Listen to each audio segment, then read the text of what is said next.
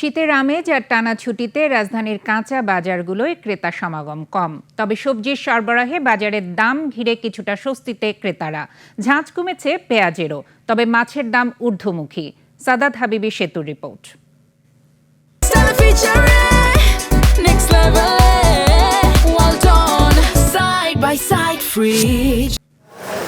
বাজারে শীতের আমেজ।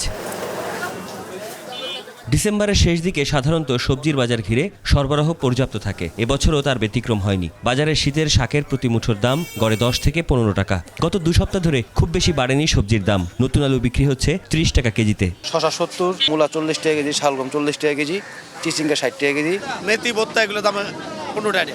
আর বেশিরভাগ শাকে 10 টাকা আনি। পেঁয়াজ 60, 70 এই আছে। ইন্ডিয়ান এই দাম, পুরান রইলে 100, 110।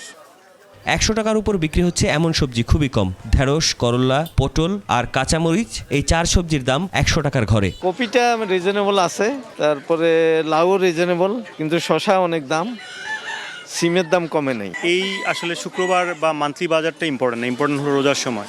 ওখানে আমাদের অনেক বেশি প্রেশার পড়ে, এটা যাতে একটু গভর্নমেন্ট একটু নজরে নেয়। ছুটির দিন হিসেবে মাংস আর মাছের বাজারে ক্রেতা সমাগম তুলনামূলক অনেক কম। সরবরাহতে ঘাটতি না থাকলেও দাম বাড়তির দিকে, বিশেষ করে ছোট মাছের দাম। তবে চাষের মাছের দামের কোনো পরিবর্তন নেই। চিংড়ি 700 টাকা, বাটা মাছ 400 টাকা, পাবদা 400, কাজলি 1000, মলা 400। মিনি মাছ 700 টাকা কেজি, বাইলাইটা 900, পাবদা 400 টাকা, কাজলি 1000 টাকা, পুরি 300 টাকা। নর্মালি অন্য সময় যেরকম মাছের দাম কিনি, আজ এই শুক্রবার একটু বেশি মনে হচ্ছে। সবজির তুলনায় মাছের দাম অনেক বেশি। ইলিশ মাছ তো কেনাই যায় না। চালের বাজারে মিনিকেট, নাজিরশাল, আঠাশ, স্বর্ণার দামে হেরফের নেই। তবে খোলা বাজারে চাইতে কর্পোরেট প্রতিষ্ঠানগুলোর প্যাকেটজাত চালের দাম কেজিতে অন্তত 10 টাকা বেশি। মোহাম্মদপুর টাউন হল বাজারে ভারতীয় আমদানি করা চাল নেই।